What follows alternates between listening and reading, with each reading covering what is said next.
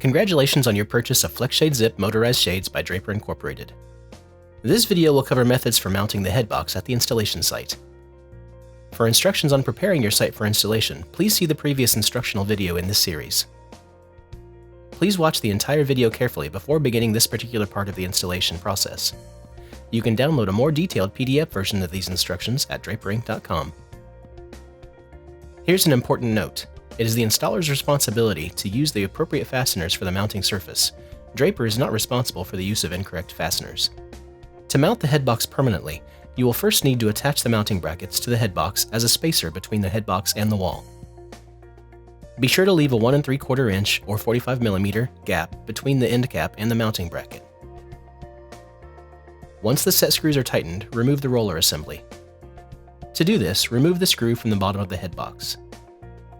Remove the fascia and set it aside. Next, remove the quick release pin from the idler end of the roller assembly. Then, remove the roller assembly, idler end first, and set it aside. Using the mounting holes in the end caps as a guide, drill pilot holes on both sides of the headbox and attach to the mounting surface using appropriate fasteners.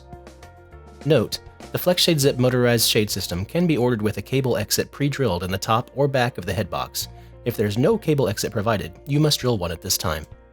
Finally, reinstall the roller assembly, quick release pin, and fascia. You are now ready to mount the side channels.